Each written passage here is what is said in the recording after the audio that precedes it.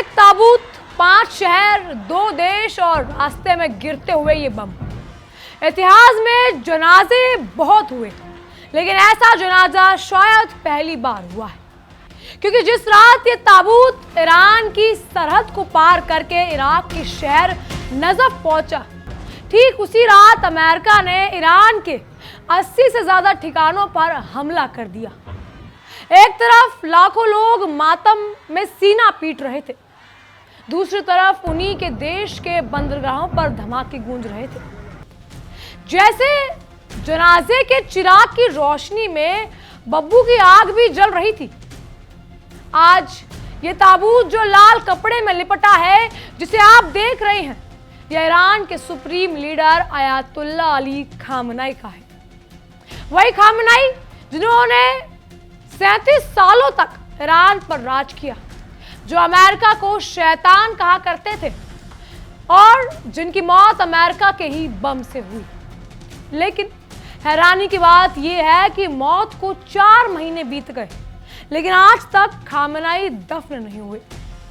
आज अब इस ताबूत पर लोगों ने लाल कपड़ा चढ़ाया है और शिया परंपरा को समझने वाले जानते हैं कि लाल रंग का सिर्फ एक मतलब होता है, वो होता है खून का बदला खून। कपड़ा चढ़ाने के 24 घंटे के अंदर समुद्र में 3 जहाज जल उठे। कुवैत, बहरीन पर मिसाइल गिरी जाती है। डोनाल्ड ट्रंप नाटो समिट में खड़े होकर ऐलान करते हैं कि ईरान से सीज फायर खत्म हो चुका है। To me I think it's over. यानी एक रात 2 घटनाएं, एक तरफ ताबूत का इराक में उतरना और दूसरी तरफ सीज फायर का उसी वक्त हवा में उड़ जाना।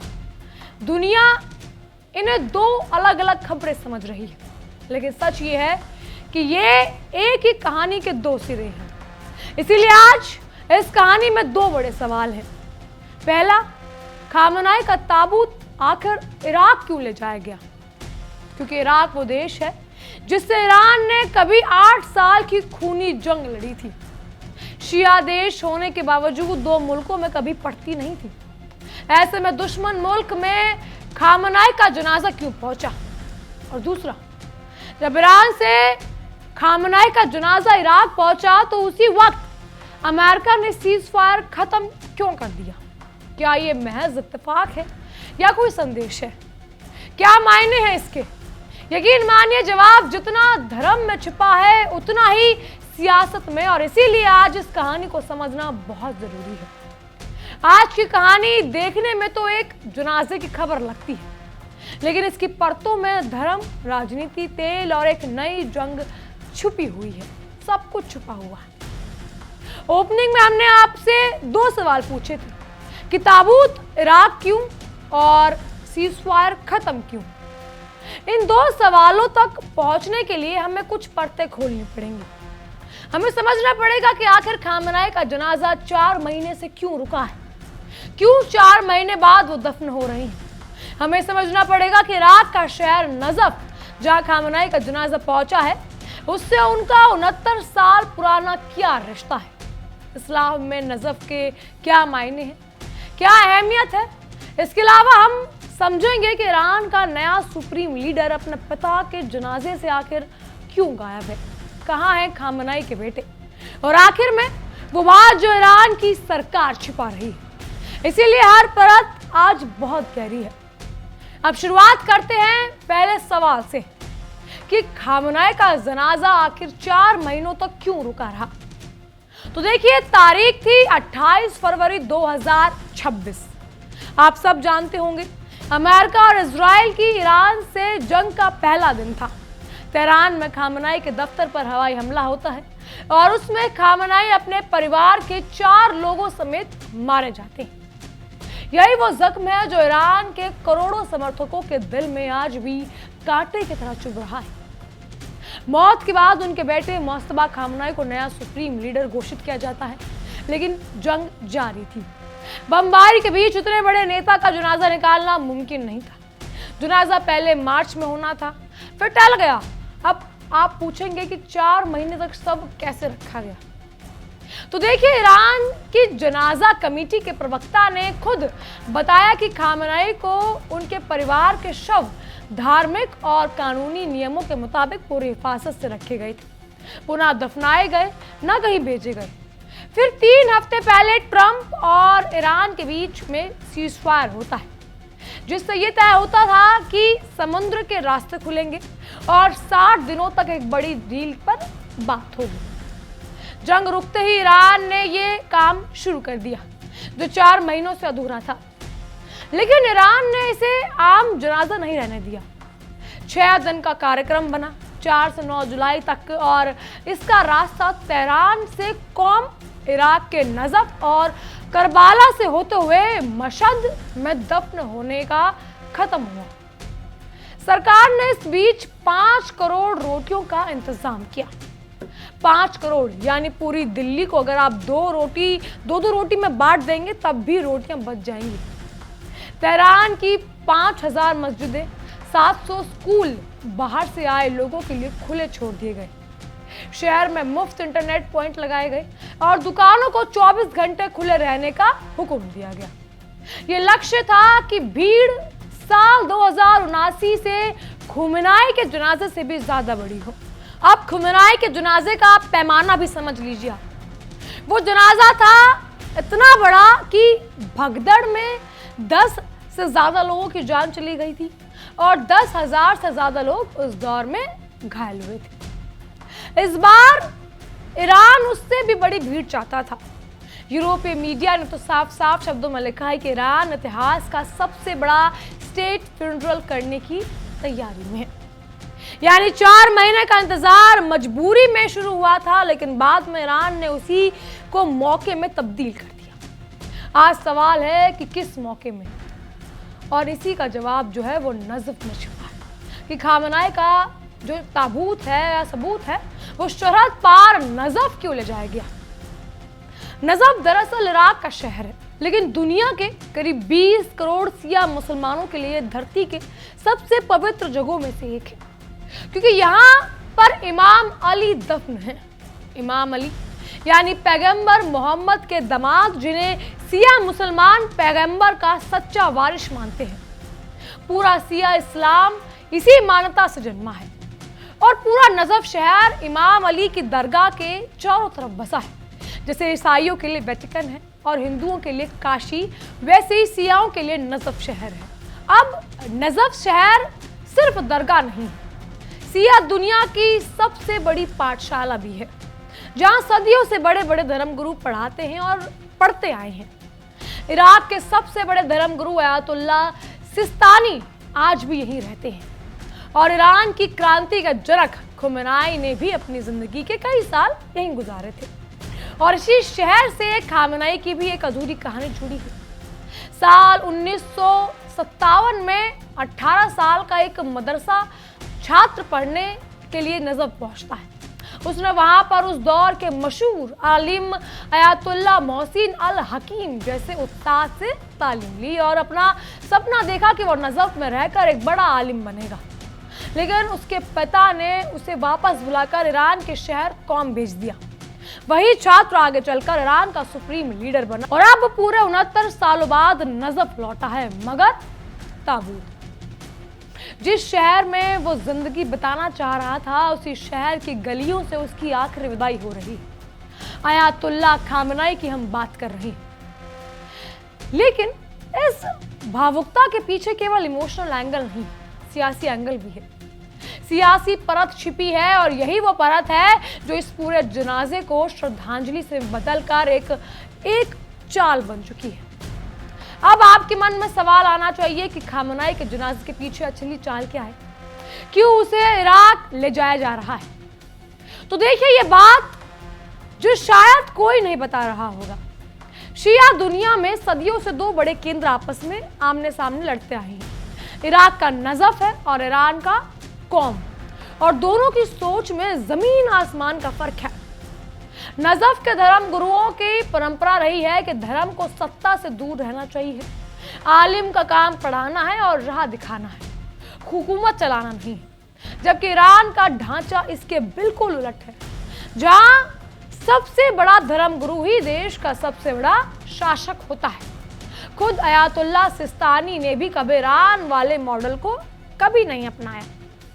अब आप सोचिए, ईरान अपने सुप्रीम लीडर का ताबूत उसी नजफ की गलियों से घुमा रहा है जिसकी परंपरा उसके अपने मॉडल के खिलाफ है। यह सिर्फ श्रद्धांजलि नहीं, यह नजफ की विरासत पर दावा है। ईरान दुनिया के सियाओं को दिखाना चाहता है कि हमारा लीडर इमाम अली की सीधी विरासत का हकदार था और हमारी हुकूमत ही सिया दुनिया की असली रहनुमा है। अब यहां पर आपको एक सेकंड रुकना पड़ेगा, क्योंकि यही इतिहास का सबसे बड़ा अजीब मोड़ है।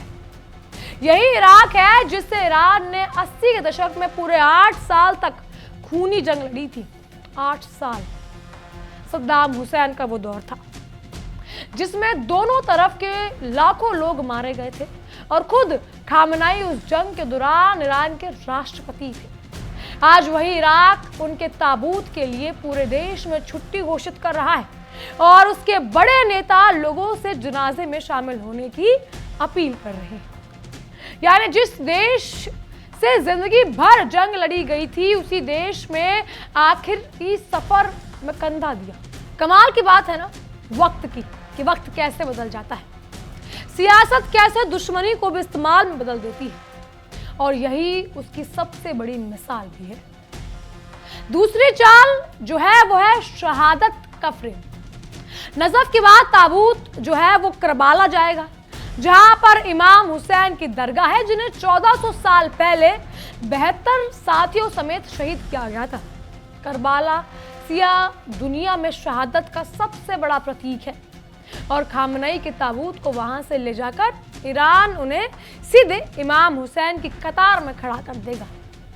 इसीलिए ताबूत पर लाल कपड़ा है, क्योंकि शिया परंपरा में लाल झंडे तक का यही मतलब होता है, या तब तक नहीं उतारा जाता जब तक शहीद के खून का हिसाब ना लिया जाए। सरकारी बयानों में भीड़ के अंदर 2 ही नारे गिनाए जा रहे हैं, दुश्मन से लड़ाई और लीडर के खून का बदला। और ईरान का बदला कैसा होता है इसकी एक मिसाल इतिहास में मौजूद है। साल 2020 में जब अमेरिका ने ईरानी जनरल कासिम सुलेमानी को मारा था, तो ईरान ने फौरन बड़ा हमला नहीं किया, बल्कि लंबा खेल खेला। कहा कि असली बदला अमेरिका को इस पूरे इलाके से निकालना पड़ेगा। यानी लाल कपड़ा किसी एक हमले का नहीं, एक लंबी रणनीति का ऐलान हो सकता है। और उस रणनीति की पहली झलक जनाजे के ठीक 24 घंटे के अंदर दिखाई पड़ी। खामनई का जनाजा इराक पहुंचा और जंग शुरू हो गई। और अब इस जंग का असर हम पर और आप पर भी पड़ने वाला है। आप इस टाइमलाइन को समझिएगा। सोमवार और मंगलवार को ईरान ने हॉर्मुज के समुद्र में 3 मालवाहक जहाजों पर हमला किया। एक जहाज कतर का था, एक सऊदी अरब का, और साथ में चेतावनी दी गई कि हमारे बताए रास्ते से नहीं चलोगे तो सुरक्षा की गारंटी नहीं है। और हॉर्मुज समुद्र में का वो तंग रास्ता है जिससे दुनिया का हर 5वां तेल का जहाज गुजरता है। भारत के लिए भी ये जीवन रेखा है, क्योंकि हमारे आयात होने वाले कच्चे तेल का सबसे बड़ा हिस्सा इसी रास्ते से हिंदुस्तान आता है। वहां हमला की खबर आते ही तेल की कीमतों में आग लग गई, और अगर ये रास्ता फिर से लंबा बंद हुआ तो यकीन मानिए हिंदुस्तान एक बार फिर पेट्रोल, डीजल, माल ढुलाई, महंगाई, इन सब का बिल अपनी जेब से भी देगा। फिर मंगलवार की रात आती है। ताबूत जो है वो नजफ के हवाई अड्डे पर उतर रहा था। ईरान के राष्ट्रपति, विदेश मंत्री खुद वहां मौजूद थे। इराक के बड़े अधिकारी इस्तकबाल में खड़े थे, और ठीक उसी वक्त अमेरिका ने 80 से ज्यादा ठिकानों पर हमले शुरू कर दिए। ईरान के निशाने पर था ख्वार्क द्वीप, जो ईरान के तेल निर्यात का सबसे बड़ा केंद्र है, और बंदरबाज जैसे बंदरगाह अमेरिकी अधिकारी खुद मान रही हैं कि जवाब जानबूझकर हैसियत से बढ़ा दिया जाए। साथ ही अमेरिका ने ईरान से तेल बेचने की वो छूट भी छीन ली जो सीज़फायर की अहम शर्त थी।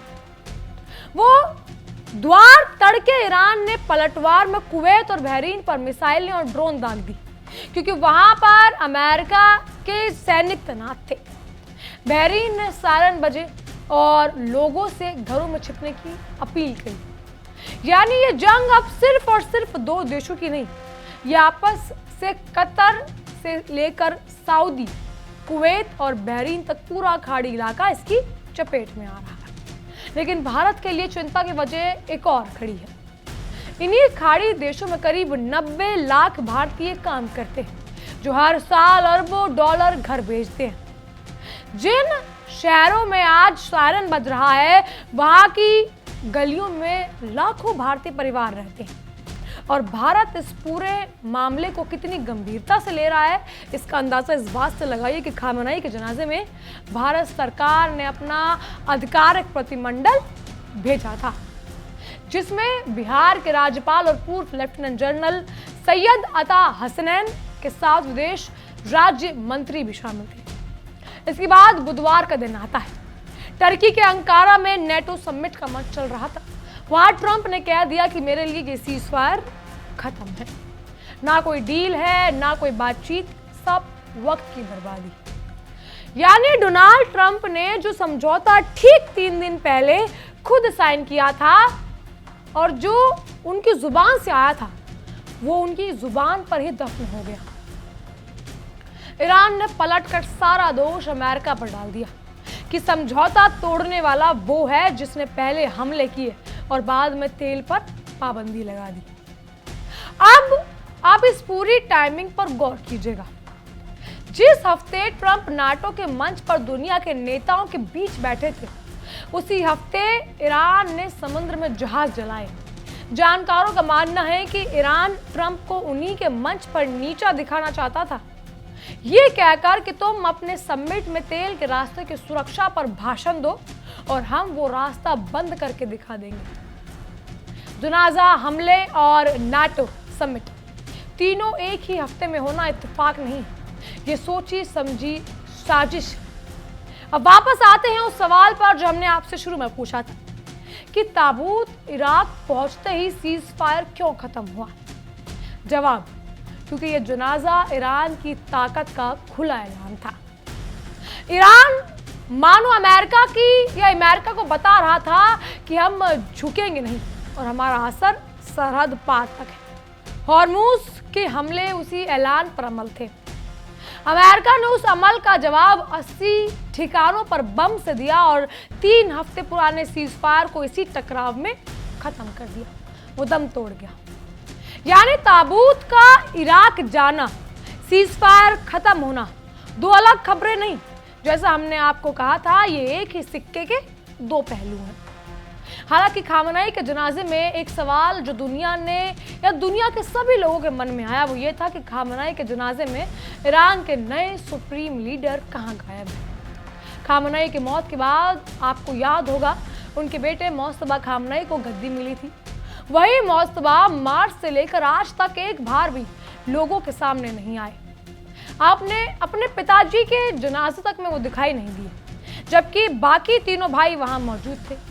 ये बताया जा रहा है कि इसकी वजह उनकी हत्या का खतरा है और ये डर बेवजह नहीं है, क्योंकि मार्च में ही ईरान ने सुरक्षा प्रमुख की हत्या हुई है। इजराइल के रक्षा मंत्री खुलेआम कह रहे हैं कि मोस्तफा मौत के निशाने पर है। लेकिन कहानी सिर्फ सुरक्षा की नहीं है। जिस हमले में अयातुल्ला अली खामेनेई मारे गए थे, उसी आग और उसी मलबे के बीच कहा जाता है कि मोस्तफा भी घायल हुए थे और उस हमले में उनकी पत्नी और बेटे की भी जान गई थी। यानी जिस दिन उन्हें दुनिया की सबसे खतरनाक कुर्सियों में से एक कुर्सी मिली, उस दिन उनका लगभग पूरा परिवार उजड़ गया था। और यही कहानी में एक पेच है।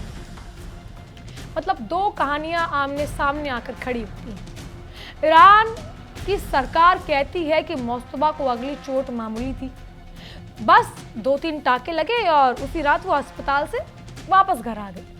लेकिन बड़े अंतर्राष्ट्रीय खबरों की रिपोर्ट्स जो खुद ईरानी अधिकारियों के हवाले से छपी हैं, वो कुछ और कहानी बयां करती है। उसके मुताबिक मोस्तफा के पैर में 3 सर्जरियां हो गई हैं और वो नकली पैर के इंतजार में है। उनके चेहरे पर गहरे जख्म हैं और जलने की वजह से बोलने में तकलीफ है। रिपोर्ट ये कहती है कि वो अपने पिता के जनाजे में आना चाहते थे, लेकिन सुरक्षा अधिकारियों ने साफ साफ मना कर दिया। सच इन दोनों कहानियों के बीच में कहीं है या नहीं है, कोई नहीं जानता। क्योंकि 4 महीने में मोस्तफा ने एक भी तस्वीर, एक भी वीडियो, एक भी आवाज सामने नहीं आने दी। उनके सारे बयान लिखे हुए कागजों के होते हैं और जिन्हें सरकारी टीवी एंकर पढ़ते हैं। और सबसे हैरान करने वाली डिटेल रिपोर्ट के मुताबिक मोस्तफा एक संदेश हाथ से लिखी चिट्ठियों में, बंद लिफाफों में, कुरियर की एक चेन के जरिए गाड़ियों और मोटरसाइकिलों तक पहुंचाए जाते, ताकि कोई सिग्नल पकड़कर उनका ठिकाना ना खोज पाए।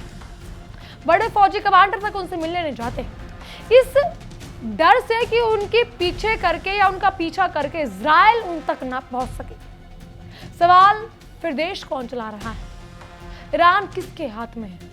रिपोर्ट्स कहती है कि जंग, सुरक्षा और कूटनीति के असली फैसले इन दिनों फौज के बड़े जनरलों ले रहे हैं और मोस्तफा एक तरह से मोहर लगाकर चेयरमैन बनकर अपनी बात रख रहे हैं। अगर ये सच है तो अमेरिका से जंग के मुहाने पर खड़े देश की कमान असल में उनके जनरलों के हाथ में है, जिनके लीडर का ताबूत अभी नजफ की गलियों में घूम रहा है। अब आखिर में इस पूरे सेक्शन की एक लाइन याद रखिए, दुनिया का शायद ही कोई ऐसा देश होगा जो जंग भी लड़ रहा है और जिसका सबसे बड़ा नेता 4 महीने से किसी ने देखा भी ना हो। सवाल, क्या खामेनेई के जनाजे में भी कुछ छुपाया जा रहा है? ये इस कहानी को वो आखिरी परत है जो आपको हैरान कर देगी, क्योंकि जो कोई खामेनेई के जनाजे की ये बड़ी भीड़ देख रहा है वो ये सवाल कर रहा है। ईरान के बाहर बैठे विपक्षी मीडिया का दावा है कि तेहरान में नगर निगम के कर्मचारियों का आदेश भेजकर जनाजे में भेजा गया। ये भीड़ पूरी तरह अपने आप में नहीं उमड़ी। कुछ रिपोर्ट यहाँ तक कहती हैं कि इतने महीने बाद ताबूत में असल में क्या है। हालांकि ये दावे हम आपको बता दें सारे विरोधी खेमे के हैं, इनकी पुष्टि नहीं होती है, इसीलिए आखिरी या सच मत मानिए नहीं। लेकिन इतना जरूर बता देते हैं कि जनाजा जितना धार्मिक है उससे कहीं ज्यादा राजनीतिक भी। एक जानकार ने इससे एक लाइन में यूं कहा कि धार्मिक कपड़ों में लिपटा हुआ ये एक राजनीतिक इवेंट है जिसका मकसद घर में हुकूमत की पकड़ दिखाना और बाहर दुश्मनों को डराना है। और शायद सच भी इन्हीं दोनों के बीच है। करोड़ों लोगों का दुख असली है, ये हम भी मानते हैं, लेकिन उस दुख को जिस तरह सजाकर, घुमाकर और दुनिया को दिखाकर इस्तेमाल किया जा रहा है वो एक कैलकुलेटेड किताब है। और इसीलिए सवाल कि खामेनेई के दफन होने के बाद आगे क्या होगा। खामेनेई का ताबूत 9 जुलाई को उनके जन्म स्थान मशहद में पहुंचा और वहां उन्हें दफन किया गया। दुनिया की नजरें इस बात पर है कि दफन के दिन ईरान बदले का कोई बड़ा ऐलान तो नहीं कर सकता, लेकिन क्या आज यानी 10 जुलाई से आने वाले दिनों तक कुछ बड़ा होने वाला है या फिर नहीं? क्या दफन होने के दिन मोस्तफा खामेनेई पहली बार दुनिया को दिखे? क्या उसके बाद दिखेंगे? क्या अब जब खामेनेई का ताबूत, आयतुल्लाह अली खामेनेई का ताबूत जब दफन हो चुका है, क्या उसके बाद अब मोस्तफा सामने आएंगे? दिलचस्प बात यह है कि दोनों ही सूरतें भारी हैं। अगर मोस्तफा सामने आए तो 4 महीनों की सारी अटकलों से पर्दा गिर जाएगा और ईरान की कमान का चेहरा दुनिया देख लेगी। अगर नहीं आए तो लगभग मोहर लग जाएगी कि ईरान की असली ताकत जनरलों के हाथों में है। उधर हॉर्मुज में हर जलता जहाज तेल के बाजार को बेचैन कर रहा है। ये बेचैनी भारत के पेट्रोल पंप तक भी पहुंच रही है। एक ताबूत की यात्रा ने 2 देशों की जंग को दोबारा जिंदा किया है। और अब सवाल सिर्फ ये नहीं कि आगे क्या होगा, सवाल ये है कि जो हुकूमत अपने लीडर की मौत को इतनी बारीकी से इस्तेमाल कर सकती है, सोच कर देखिए वो उसके बदले को कैसे इस्तेमाल करेगी। क्योंकि कहानी सिर्फ एक ताबूत की यात्रा नहीं, वो एक देश की आस्था है, एक हुकूमत की चाल है और शायद एक नई जंग की शुरुआत, जनाजे से वॉर 2.0 की। आपको क्या लगता है, क्या ये जंग अब पूरी तरह से भड़केगी या ट्रंप आखिरी वक्त पर फिर पलटी मार जाएंगे और फिर एक डील करने के बहाने बनाएंगे? कमेंट में जरूर बताइएगा। बहरहाल फिलहाल के लिए इतना ही। तमाम खबरों के लिए देखते रहिए इंडिया डेली 24/7। देखिए इंडिया डेली 24/7 अब आपके स्मार्ट टीवी पर। इंडिया डेली मौजूद है सभी डिजिटल प्लेटफॉर्म पर लाइव और लगातार। इंडिया डेली 24/7 हर दिन राष्ट्र को समर्पित।